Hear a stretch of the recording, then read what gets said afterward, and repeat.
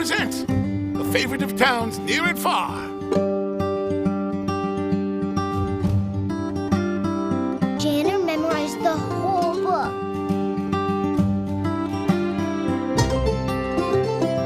Whoa!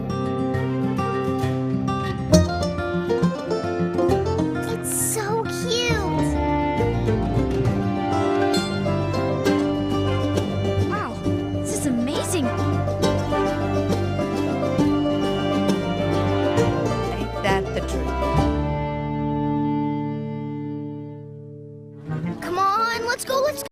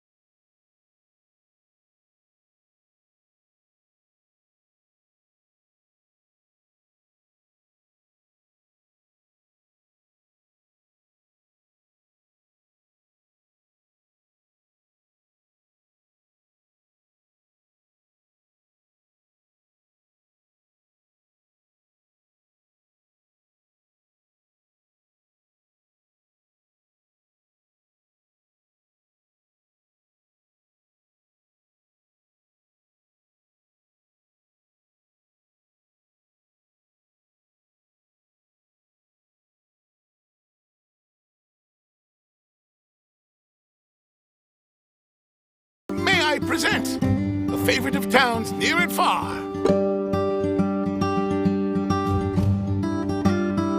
Janner memorized the whole book.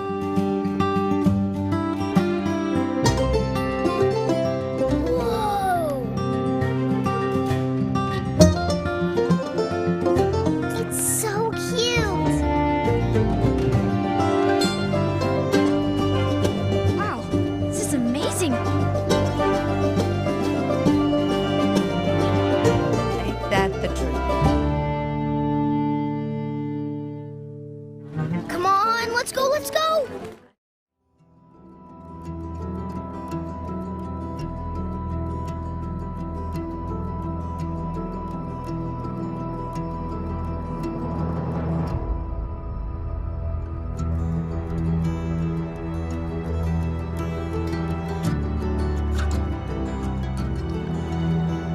Hey everybody, Chris Wall here. Good to see you all. Hey, Andrew Peterson here. It's been a little while. Welcome. We are so excited about this live stream. Season 2 is upon us. If you saw, we had an announcement and some fun stuff a couple weeks ago as part of the Illuminate event with Angel Studios. And tonight we want to come to you with lots of cool stuff. So we've got a surprise interview with one of our new cast. We've got some more character designs and exclusive look at our new poster. Yeah, other details along the way. So let's jump into it. Andrew, good to see you. We have been watching a lot of animation. Man, animation is flowing. We have. Yeah, I was just falling asleep. I just got home just from the UK just last night. So I'm looking at myself. One of the bad things about these Zoom calls is you can see yourself, and I'm like, oh man, my eyes are so poofy. Why do I always look so poofy? All that said, while I was gone, there was a lot happening in Wingfeather world. And so, yeah, there's a lot of cool stuff. A lot of cool stuff to talk about. Like rockroaches and trolls. Rockroaches and trolls. I got to see the first little clip of the Gargan rockroach today, and it is fantastic. Animation They team have knocked is it out having of the park. It's so good. Yeah. It's so good. I was worried about that creature, which we'll look at here in a little bit, but yeah, we're rolling, folks. People have been asking us, Andrew, when do they get to see season 2? And we're like, within a year of season 1. That's all we're saying at this point. But we're working hard to try to get that lined up for you. We do want season 2 to be a week by week. I know, Andrew, we heard a lot from families like, hey, every 2 weeks is a little tough. Can we have it every week? So sure. Actually, Andrew, this came up, curious, and fans, put it in the comments what you think. I don't know. Night by night. What do you think? Whoa.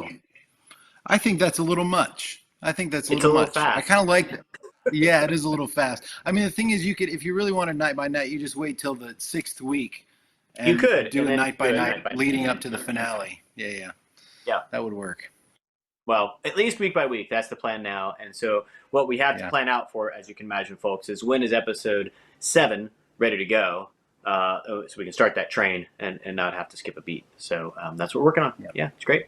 Soundtrack came out. Andrew, some amazing music on that. It's out on YouTube. We had a problem with distribution, so we had to pull it back, and it's going to be out here in June for sure. We'll put that release date out, and then we've got some really cool behind-the-scenes pieces for that soundtrack coming up soon. But I know, Andrew, we've got to listen to it quite a bit, and it's great. It's beautiful. It's beautiful. It's beautiful. Lots of good stuff on there. So thanks for your patience there, but it's coming. June, to say that it comes out in June feels like a long way away, but it's May 24th. So it's coming soon, y'all. Yeah.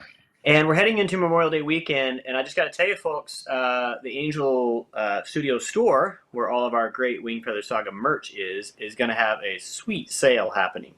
So if you want to stock up and help support the show, every time you help purchase a bit of merch, whether it's a T-shirt or whatever, it helps support the show. That's how we make this thing go. Including, it's out there, Andrew. He's not quite ready for the world, but of course this nugget is coming. He is super Look at that guy. So there's a pre-order button out there if you want to get info on when he's ready to go. But he's coming up soon. And then there's all kinds of of course the glasses and shirts and all kinds of fun stuff out there. So if you just go to and hats. Oh yeah, there's a new hat. I don't have it here, but there is a new hat. Oh yeah, there we go. And look at Nugget. Some new bookmark 4-pack, and then of course the bucket hat, still very popular. And lots more stuff coming. So be sure to keep an eye on that. You can go to wingfeathersaga.com/store, or when you're on the main Angel streaming site, you can also find it there. So wingfeathersaga.com/store. There you go. All right. We have some special clips to show you and other things that we want to get into. But first, let's talk about our posters. Andrew, we've had a fun run of posters, some imagery as we've been building this out. But if you remember, the very first, it was in March of last year that we did our first teaser poster. And it was this one of the season 1 poster of the Igiby cottage, which I think is currently in the background. There it is. That was our first image. Garrett Taylor made this, had the dragon in the background. And then we had our official season 1 poster. And this one, of course, the family. I love this. Such a great poster.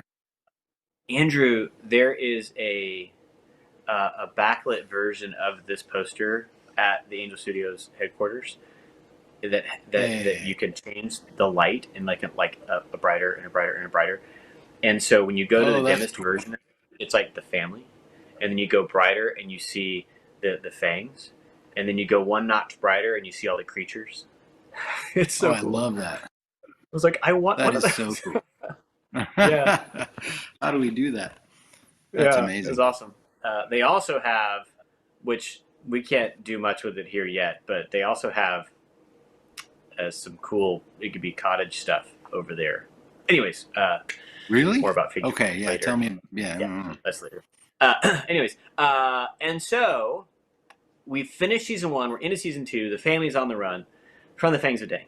And so what is that image going to be? For those of you who read the books, like, you know what the family's headed into, but we wanted to catch up with the family, and Garrett Taylor, once again, our art director, pulled together this amazing season 2 teaser poster.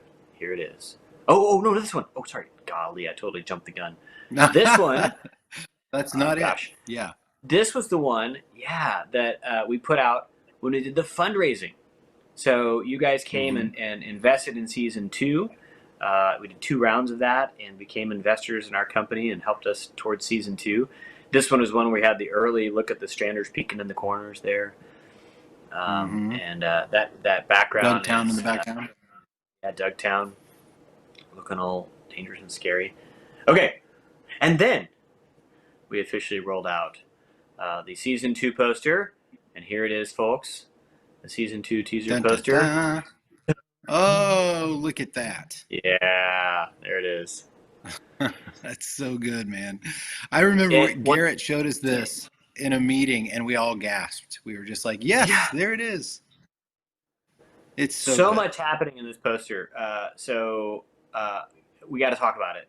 Andrew, this is the River Blap spilling over Fingap Falls. Yes. People read the books, they know this. It's a really intense moment in the story. You actually drew the concept for this. We were struggling to figure out how to make Fingap Falls and what you were looking at, and so this was inspired by you. Thank you very much. Yeah. Andrew, if you don't know that, folks, he's quite a talented illustrator. I gotta say, did you save that illustration? Do you still have it? I only saw have it somewhere. Yeah. Yeah, I can't remember. I was very bashful sharing that with Garrett Taylor. I'll tell you that. But I'll say that, like, this, not only does he just capture the look and the feel of the thing so wonderfully, but, like, if you look closely, you can see Cal's got his bow and arrow, Janner's got his sword, Lily's got her crutch, Nia, they're all dressed for action. You can see that they're But I was going to say, before we get into that, I just noticed this. Sorry, really quick. I just noticed that there's only one of them that is not looking at the sea, and it's Poto. That he's got Poto looking away, which if you know the stories, you know there's a story. There's a little bit of a narrative visual happening right there. Way across which is just the so water great. On the far side is a cool visual too that some people haven't picked up on. Those that have seen this. So way across there. Oh is yeah. A bit of, that's in the book. I don't think I had. I don't know. It's there's something over there, you know. So that's pretty cool. So this image represents so much, folks. This is like season 2 gets off with a bang. There's a huge action sequence right out the gate. But it also represents water. And if you are an animation aficionado, you know that water is really hard to pull off and make look interesting and well without it feeling photoreal.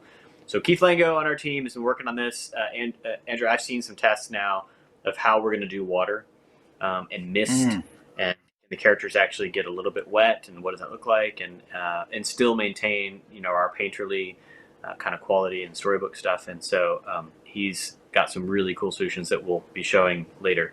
But in this image you said a second ago is, of course, a real sneak peek at adventure mode, we're calling it. This is our family in adventure mode. I mean, Andrew, when you go out adventuring, you have a different apparel. And we said, well, the family's not at the farm anymore. Let's change them up. So we went through the entire cast, our family here, and gave them a wardrobe update. Ironically, Andrew, we didn't change Oscar at all. Perfect. Just let him run into the best. He looks great. So let's run through it. So let's take a look at Poto first. His had a somewhat modest update, but here is Poto in his adventure mode. And he has a kind of a lighter shirt there, a little easier. There he goes. And he is got some lace there. We had a discussion, Andrew, at length about whether a tuft of hair should be out in the lace or not. I said no. Yeah, it might be distracting. Yeah, so there he is. And then Nia, we thought it'd be important for her. She in her original design had a lot of layers, but there was an apron that we would use for her, and so we gave her something a little more athletic. And then worked on her hair a little bit to give her the option of having it up and away for all the adventuring that she'd be into. I love those boots. What are those called? Are they Chelsea? Is that right? It's like a tight style of boot. Oh, maybe so. Yeah, like wellies. Yeah. Maybe Chelsea boots. It's probably more like Chelsea boots, I think is what they're called. Yep. Yeah, she's ready to go. It's great. She's ready to go. And then we got to, of course, Dear Lily. And Lily had her awesome dress around, and we said, let's give her something a little more, tie up her hair a little bit. So there is Lily. And so in the poster, again, you're getting to see all this, but from the back. And so we're showing you here, like, hey, here's what we actually got into. People have commented, how often does she comb her hair? Because those twigs are staying around a long time. So we did. Actually, in later episodes, we did start turning the twigs off and making not part of her base. So there she is. And, of course, Tink, now Kalmar. Cal got an update. Gave him, a little different shirt, swapped out his pants there, changed out gave him some boots. So he's settling in. And of course, Janner. Janner, this was really important to me that he keep that signature neckerchief, different one, but just felt like that was so part of who he is. And then some other fun updates around. So yeah, so if you're going to do a Halloween costume for Janner, you got to swap out the red for the blue, and then you're done pretty much. That's right. That's the season 2 look. So there's our sweet family for season 2. Yeah, tell us in the comments who's your favorite. Who do you like out of this? The team, we worked back and forth quite a bit, getting them all dialed in, but we're pretty excited about them. So there they are, season 2. Now, Andrew, we also have creatures. You can't have Advance in the Wingfeather Saga world without some creatures. And so we're going to introduce trolls. So we have a couple trolls here. There they are. Oh, it's so good.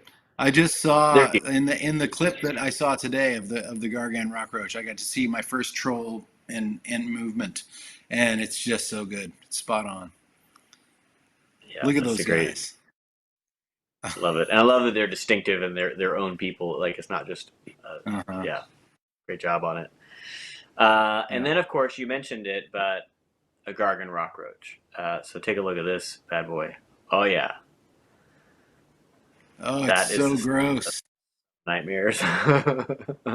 It's so shiny, too. I just hate everything about it. It's so creepy. It's so good. Yeah. I just read that. I was reading through book 2 again, and your description of this character, the flappy lips and the teeth and the claws, and yeah, I saw the same clip that you did today of this animated for the first time, and it's like, oh my, that is terrifying. So horrifying. Oh, that's man. So good. Awesome.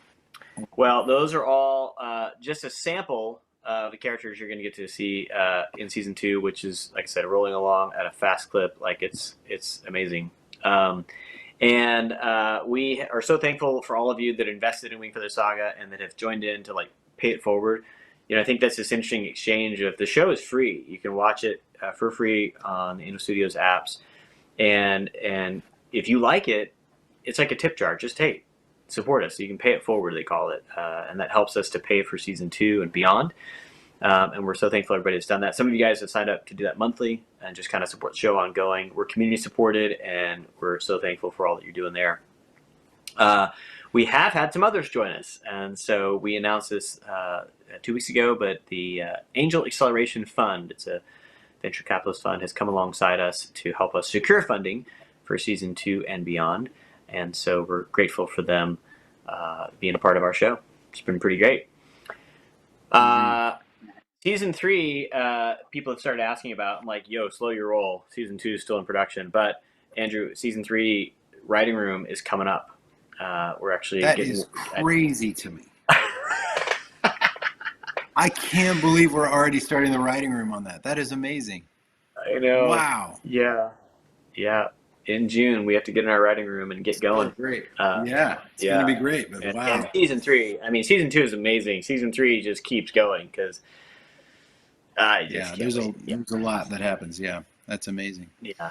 It's such a trip on the brain to be working on two different aspects of the production for 2 different seasons concurrently.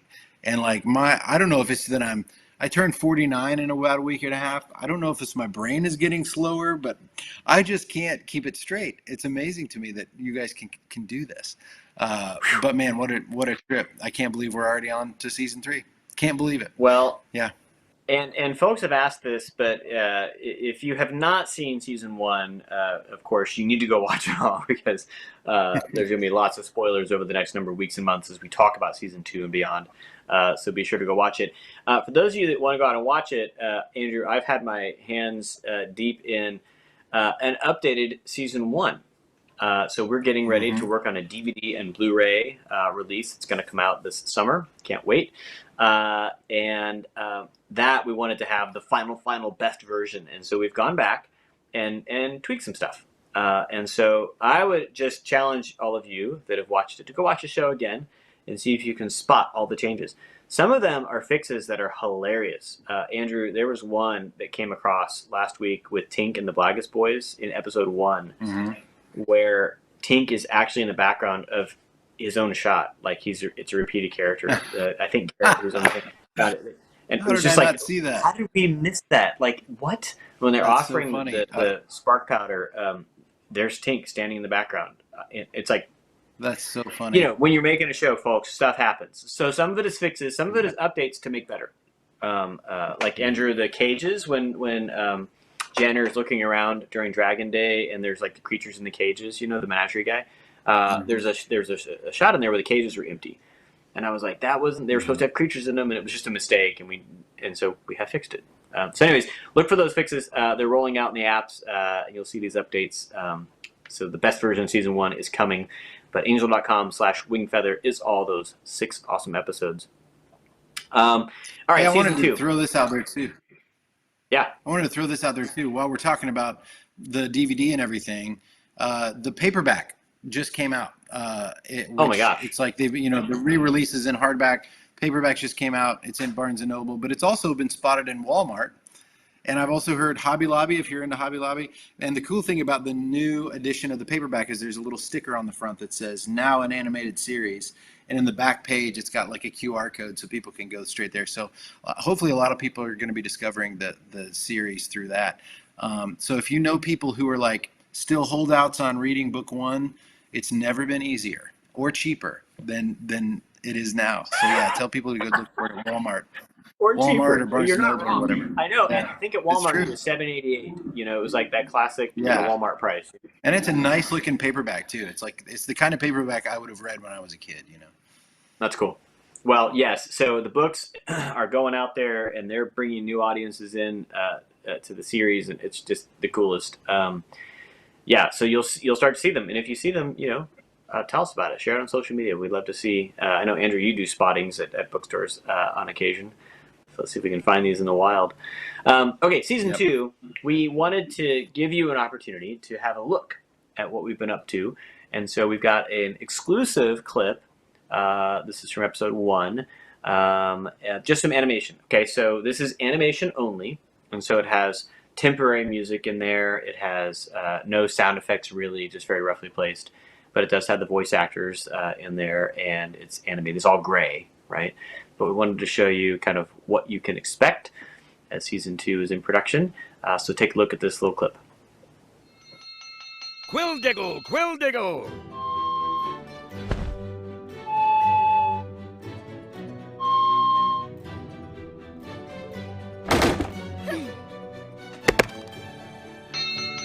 Horned hounds, pack of hounds, boys. I fled to safety, Grandpa. Had it, girl. Can't I at least throw rocks? Not in the plan. Just stay tucked away. Oh, I love that. I don't think I'd seen that. Just stay tucked away. He's just kind of like busy.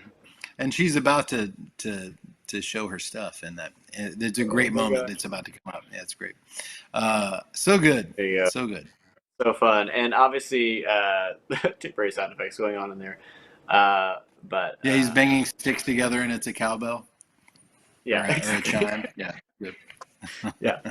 But we catch up with the family. We left them hiding at Pete's treehouse at the end of season 1, and so they're still there, getting prepared to head off to the ice prairies and doing some training. So that's what's going on there, which is fun. Yeah, and there's some fun under tension there of Lily and what her job is. Right, the boys are training and fighting and stuff like that. So yeah, can't wait to show you that. Andrew, some amazing cast has joined the show, and we're so excited this week. We have a special guest with us who is going to reveal the character they're playing in the show. And so, without further ado, we want to introduce you to Billy Boyd. Hello. Hey, man. Nice to be here. Good So to glad see to you. have Thanks you. for joining us. Great. So, Billy, So you showed up as an auditionee, and we were so delighted to hear you. And it was so unusual because you weren't playing the sweet innocent character. Suddenly, you were playing something far more nefarious, and it just brought such delight. So the fans don't know what character you're going to get to play within the Wingfeather Saga.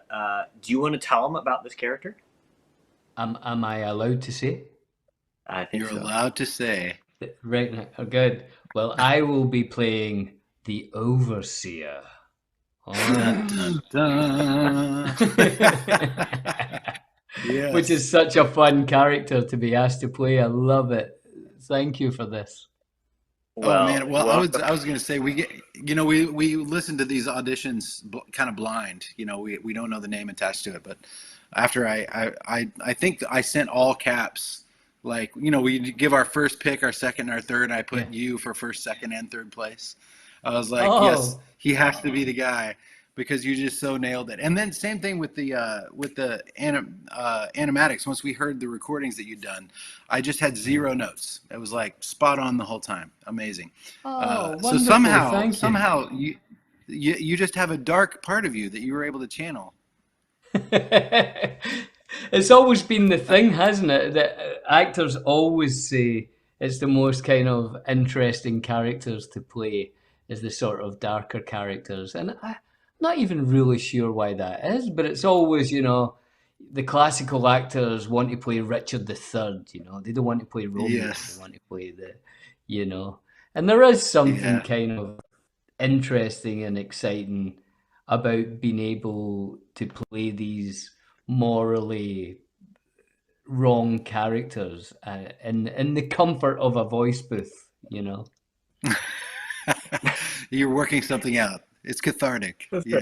Yeah, maybe it is, but there's always been something fun about it. I've always I haven't done a lot of voice work sort of lately, but early in my career when I was in the UK, I used to do a lot of work at the BBC, dramas, and they had a play every day and all these different characters, and I always loved it. You would turn up at the voice booth with your script, and you could basically be anyone. You could be a Russian sailor in the morning, and then you would be a Scottish lord in the afternoon, or someone down a coal mine, and it was just something brilliant. And you could be someone who was 6'5", or anything. You could be someone who flies, and there's always something really wonderful about that. And it's nice to play these different characters that even you might not get to play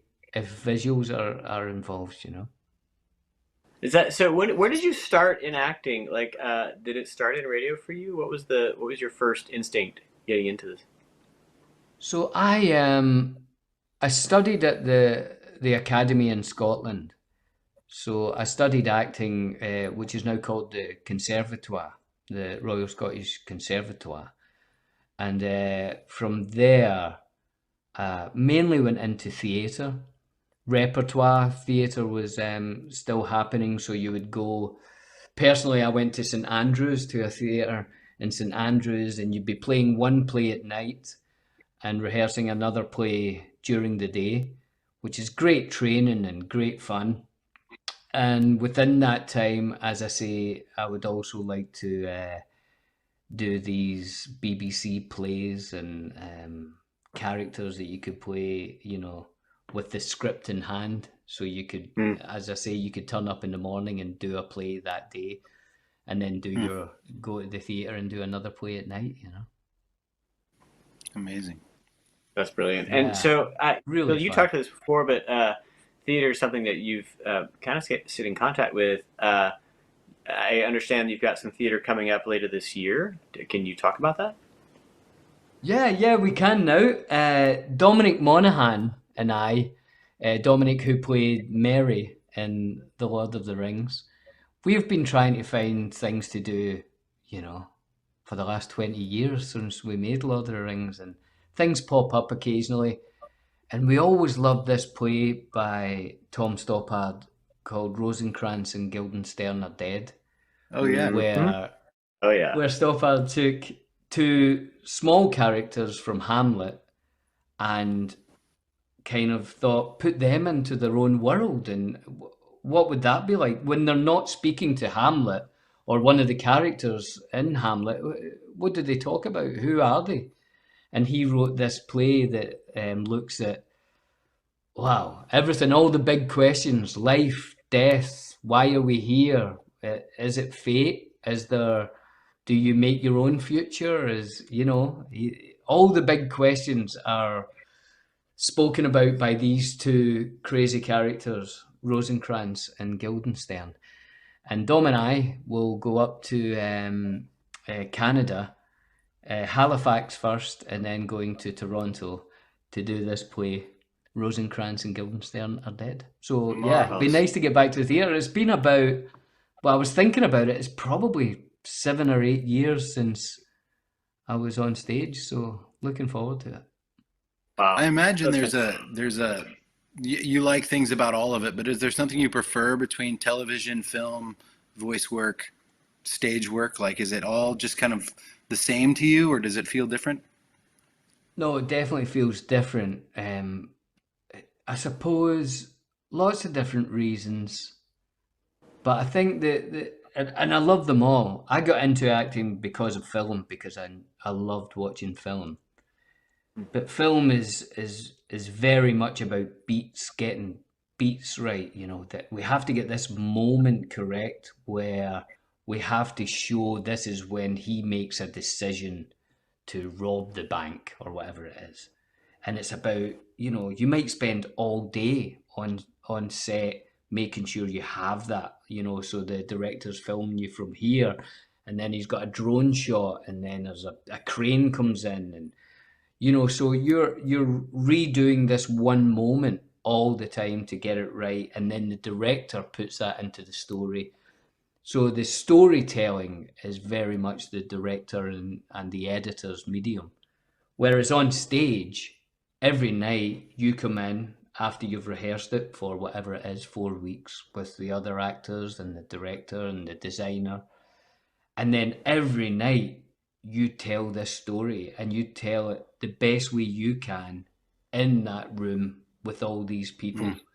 And I kind of love that you've got this 2 hours to tell this story, and whatever happens in that 2 hours, the only people who ever share in that are the people in that room. And there's something really, really special about that.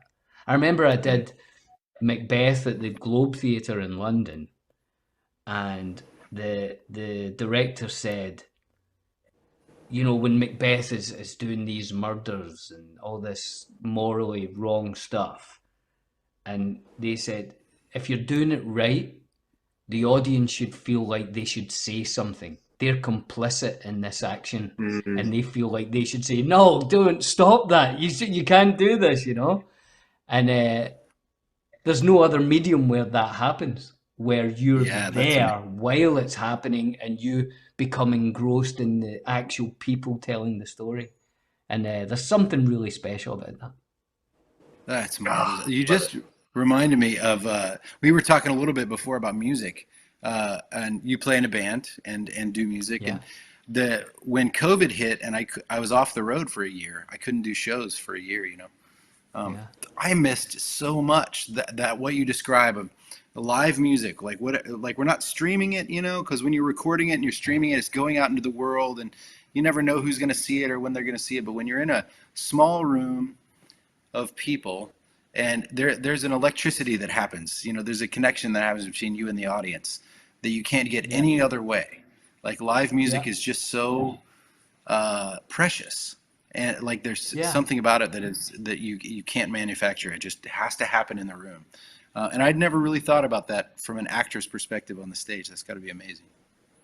And the weird thing is, as performers, a musician or an actor, you want it to be as good as you can. You want it to be smooth. But actually, that doesn't matter at all. If anything, it's better if there's some little things that go wrong. It makes it more memorable. So you're if you get too much into your head and think this has to be perfect, then you're going to have this sort of bland, black and white sort of, no shades of grey sort of evening. But if you're willing to just open up and go, here we go, this is us. We are in this room. Let's share this. Whatever happens, happens. And if I break a string or my voice goes in the top note, then it doesn't matter. That's lovely. We shared that there. That's fun. Isn't it good to be human? There's something It's about so great. that. Yeah. And it's always my favourite nights when a performer is right on that edge of, it doesn't matter. Something could go wrong. And that's when you go, oh yeah, we're watching something here. Or listening. Have you to ever something. noticed, It's lovely. like when you're playing live, when the performer says, "So I just wrote this song last night, and I'm going to try it. You're the first audience I'm going to try this for," and the whole room there's a stillness that comes over the room that doesn't happen any other time, right? Because there's a risk. Everybody knows that you're about to take a massive risk, that this might fail miserably. But you're brave enough to try it. They're with you. They want you to succeed. There's just this magic that happens. So yeah, risk taking is such a huge part of the live performance. As you were saying, about people filming and it all going out. The last time I played with my band on a tour, we had a thing where there was one song where we said, "Okay, everyone, put your phones away. No one gets to see this except for us." And there would be something in the room that was very special then as well, where people go, "Oh, okay." So all the phones go down, all the recording equipment goes down, and then for the next 6 minutes or whatever, that will never be seen or heard, or it can only ever be talked about. And there's something lovely about that we've sort of lost now, Yeah, which So couldn't be it's on any the other- much different from recording The Overseer for the Wingfeather Saga. It's a Exactly, little like different. literally the other end of the spectrum here of live is way over here to animation, where we're taking these little bits and pieces and taking a dead thing to animate it with lots of technicians and people and staging. And a lot of times in voice acting, I know you've done this, but you do a little something which you recorded with us a number of weeks ago, and it will be weeks and months before we see a product, right? Like before we get to, it takes some time to develop into this. How different is voice work for you, getting in the booth and obviously we got to spend some time together doing this a little while ago. But strangely enough, it's exactly the same thing. If you go into the booth over-rehearsed, thinking this is exactly how I'm going to do this line, I know exactly how I'm doing this, then you might get something that's polished and great. But if you go in there, obviously done your work, and the character and how you feel and how you want to play it, but you're also working with, animators, directors, writers who might have their ideas or what they want, and you've got to be there and ready to risk and make mistakes and and hopefully come up with something that you're like, oh, that I've surprised myself. I didn't know I was going to do that, but that's much better than what I thought I was going to do. Well, So that sort of that same mentality goes into the sound booth. It does, and I have to say, Billy, working with you in that last session, you were so engaged and alive, and lots are, but there are some people who aren't, who have an idea when they come in the booth of here's how I'm going to deliver this, and it's kind of what you're going to get, but you came out of it like a boxer, like you were into it, like physically moving around the room, and I was delighted, because there's things that we can find together in that, right? That even as I'm reading for one of the kids or whatever against you, that you're trying something, and well, what if I do it this way? Oh, that's interesting. What happens there? And like, even in the context, I know that for you fans at home, you've heard this, but our actors don't get to record together, so the connective tissue is either myself or our episode director John will be in the booth with each of our actors, helping to kind of be the connective tissue of like, hey, emotionally, this thing's going to sit here, so that this actor can play against it in this way, and so forth. But it's up to Billy, like you just did, to bring it to life. To like find what's the best version, and sometimes there's a, hey, Chris, don't read. I want to try something. Like I just want to feel it out in the space, and I love that. Henry Ian Cusick, who is on the show playing Pete, he's the same, man. He comes out just sweaty, like he just gets into it. He's like ready to go, and he's having so much fun finding the character and those deliveries. Yeah. In your session, I think we talked about this, but one of our animators, Keith, was nearby and could hear your delivery as we were in that session. And as an animator, he was so excited about animating your voice. He's like, he is giving us so many interesting rhythms and cadences and flavors. And like, isn't that fun, right? You're giving them like, oh, I want that. Like Keith has told me, Andrew, I don't know if I told you this, but he's like, well, I can't remember what scene he picked. He's like, I'm animating that, which, Keith's our animation super. He's not animating. He's like, no, give me that one's mine, because he wants to animate your voice. Isn't that great? And somehow that's still what we're all talking about. And probably a lot of my favorite movies of the last, 20 years have been animations, because people do these things and they take the risks and they come up with stuff, but then it can be polished in such a beautiful way with animation, where these beats that we were talking about, these character beats or comedy beats or whatever, can be so polished and made just wonderful before they're seen by anyone. And these animators are a different breed, that they can get It's these a whole moments. thing. They're wonderful. I mean, just taking these dead little puppets and making them come to life. It's just, I don't care if they do it in the computer or they do it with a little figurine. It's always the most fascinating thing to watch happen. Fantasy is the genre, obviously, that we're in. You've obviously had a lot of experience in fantasy. Are there favorite stories for you, like types of stories that you really resonate, you look for? Obviously, we're thrilled to have you on our project, but is this something that you look for, or are there other types of genre that you're into? I mean, I like, any good storytelling when it's good in pretty much any genre. I love.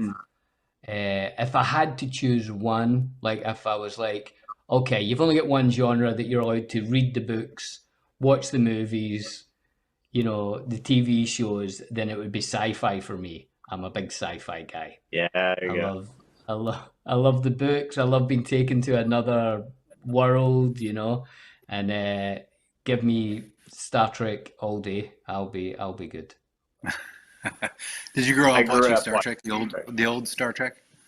I love all the Star Treks, but if I had to choose one, it would be Next Generation. Oh, nice. A big Next Generation Well, I think fan. that, Billy, if you're of a certain age, as we all are here, Next Gen has a different impact, right? It was like, that's ours, right? I don't know. I agree with you. I grew up with my mom and dad watching the original, but then when Next Gen happened, it was like, oh, this is my Star Trek. I don't know. Yeah, exactly. It happened at the right time for me. Yeah. But I was just like, but yeah. Go ahead. I was just going to say this sort of, although you're saying, fantasy with the Wingfeather Saga, it's also that the stories of young people finding their power has always been a big thing in my life as well. When I was back in Scotland, there was there's a great writer called Stuart Patterson who used to write Christmas stories. The story of Arthur and Merlin, or the Snow Queen, or Hansel and Gretel, but done in a very beautiful, stylistic way. that I used to love doing those. The idea of young people finding, their power, their place when, adults are always trying to say, you have to do this, you have to do that. And there's something great about young people finding their power. And I've always loved that kind of story as well. Well, the story that season 2 now is in, it takes place during book 2 in the book series. And that book 1 it's all about, one of the things about this story is that things work best when the family is all together. The parents actually listen to the kids and actually have their best interests in mind. It's a good relationship with the kids and the parents. And when I got to the part that you're in, which is where Janner is for the first time in the story separated from his family. Yeah. Not by his own choice. It just happened. Man, things changed. His character changed completely. When there is no grandfather or mother or sibling or uncle to save him, and he is stuck in the fork factory for weeks, and he's got to find his way. There's a pretty painful moment in the books and in the show where Janner is completely alone. And man, I'm with you. Like, that's one of my favorite things about this whole saga was the transformation that happens in him when he's got nowhere left to go. It happened big time in this, and the overseer is the guy that he's got to beat. Yeah. So, yeah. And that family thing is so important. I've got a son who's 17 now, and that it's always difficult. Like all through your kids growing up, when do you let them take the bike out themselves? When do you let them walk to school themselves? When can they go and see their friends for dinner? And and now he's thinking about college and all these big life things as people become adults and go out into the world. Yeah. It's difficult for families. It's a lot. It is. Mm. It is. And it's great love too.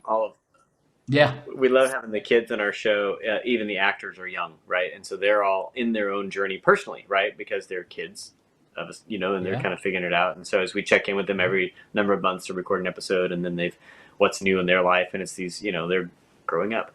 But one of those actors, Romy, who plays Lily, has been on Broadway now for a year and some change in a Tom Stoppard play. And when we were in the booth with you, Billy, you were actually in New York at the time, and you're like, yeah, I'm in town watching some shows, and I'm going to go see this show by Stoppard. And we were in the booth like, what? Wait, Romy's in that show. And maybe, kid actors, they rotate on or off days, and she was on, and you actually got to see the show and actually greet her after. And I think we have a photo of that moment. It was so sweet. There she is. Look at that. And she was so great. She was wonderful. Oh. She's a fantastic actor. She was really wonderful in the show. The show was great, and she really shone in it. Very good actor. Wonderful. That's so good. She was delighted. And it was just this urging of like meetings and like, what in the world? I know, crazy. I was like, oh, I'll need to go. I'm going to the theater, and you're like, wait a minute. Yeah. That's so and cool. Then to top it all off, Paul McCartney from the Beatles was sitting beside me or behind me during the play, which I was so happy that I didn't know, because I wouldn't have been able to concentrate on the play, even though it was wonderful. Oh yeah. It was when we stood up and the lights went on. My son said, "Did you see Paul McCartney sitting behind you?" And I was like, "Oh no, I can't believe it! There's a Beatle behind me. I couldn't believe it." That is amazing. I don't get like, thrown much. You're wondering that the whole show, did you do anything weird or pick your nose or that he was right there? Like, how did I do? Yeah. I know exactly. Was that it made me regret my decision to wear a large top hat like the overseer for the whole of the show. Yes.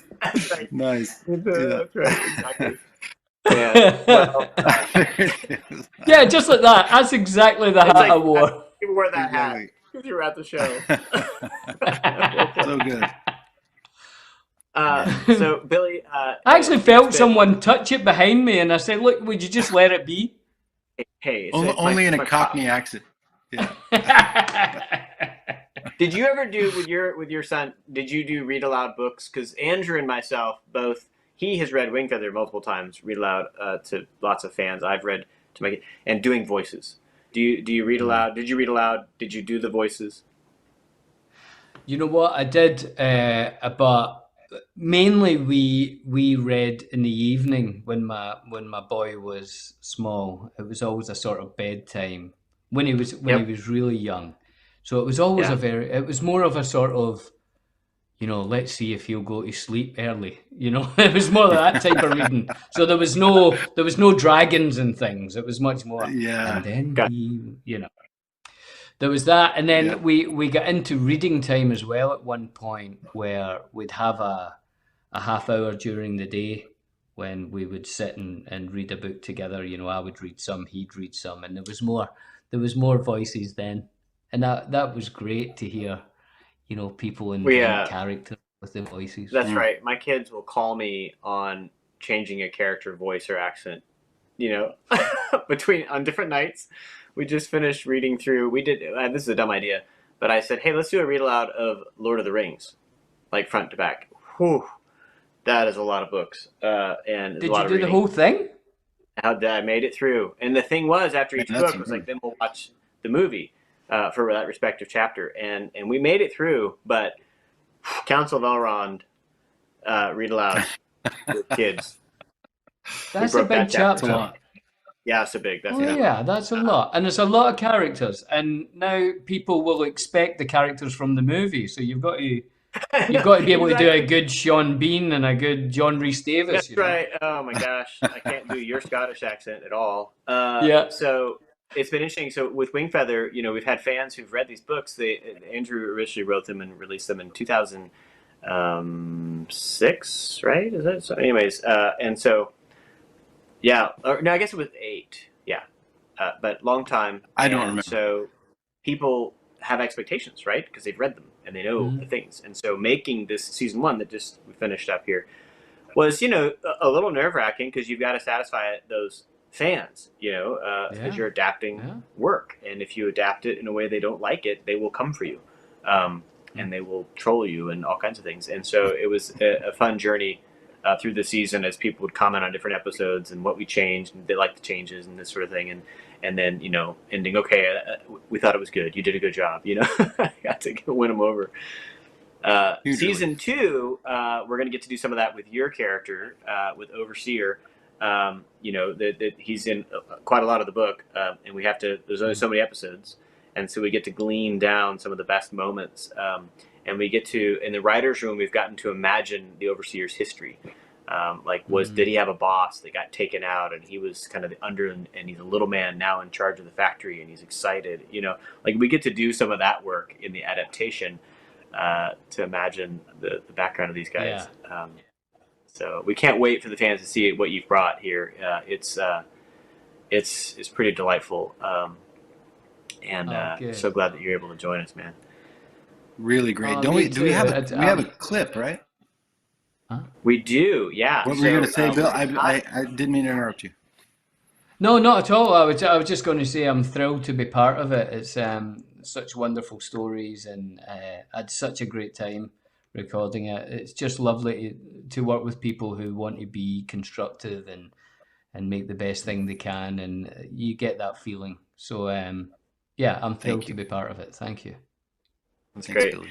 Well, thanks for joining us today. And to finish our time, we're going to share with the audience a clip. This is of an animatic. So, Billy, I know you know these, but animatics are the storyboards with the actors' voices in there, but the music and sound effects and all that is not done, but it gives a sample of it. So here is Billy Boyd as the Overseer in Wingfeather Saga Season 2.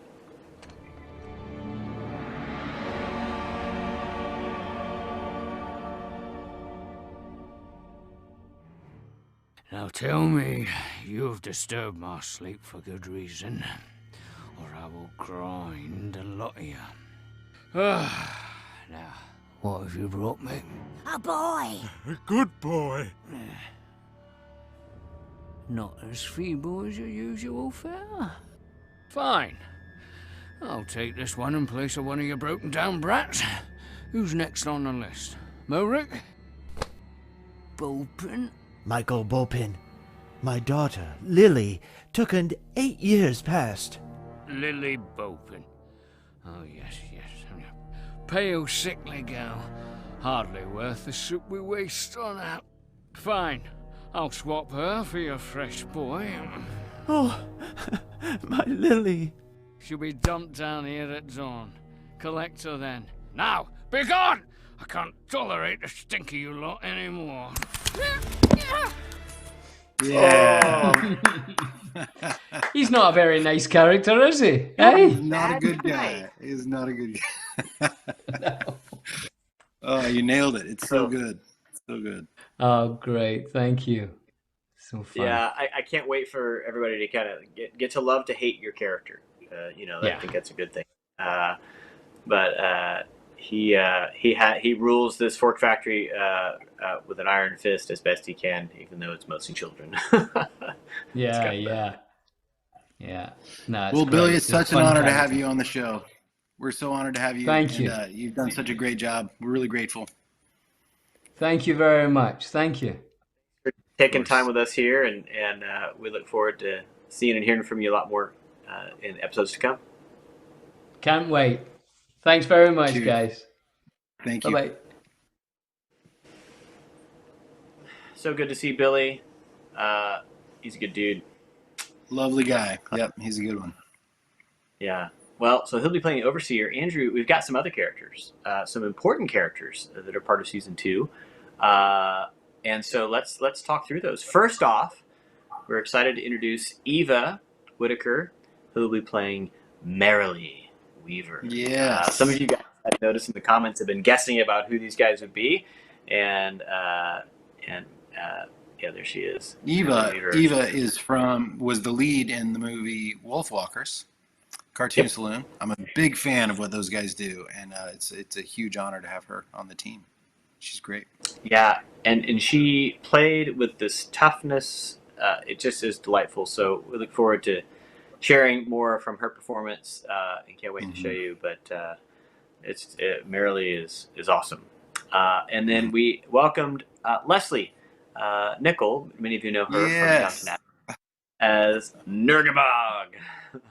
She's so good too. Yeah, she's great. That character design of Nurgabog is amazing. It's just spot on, isn't it? It's so good. But yeah, she's just got this great high old lady voice that she turns on. She's so good. Yeah, she's awesome. So delighted. And then an actor that just highly accomplished. On, really quick before we move on. Leslie Nickel is good buddies with Kevin McNally. I don't know if you mentioned that before. No, but what a that's wonderful right. Yeah. surprise that Kevin, who plays Poto, and Nurgabog, who has a crush on Poto, that the two actors are friends, which is, I think they live like 10 minutes away from each other. She's like, I could run down to his and we say hello. I'm like, what? We should have them on together as a guest when we that would be great. Yeah. Oh, the two of them would be a riot. And another amazing actor that Andrew, when we heard his audition, we knew this was our Claxton. Welcome, Will D. Renzi Martin. He is so scary. He's got a great voice. Yeah. You can't tell from his headshot how low his voice can get. He's got this like great gravelly thing, which is great actually. So we when we do auditions, we just hear the voices, so you don't see the person. And we heard his voice, and then when he showed up, he's this lovely, Brit. Hey, lovely to be on the show, and we're like, wow, you sound so different. Yeah. It's great. Some of you remember Christopher Robin Miller. He's actually, I think, on the shelf behind me is the bard over here. But Christopher, we've enjoyed working with him so much.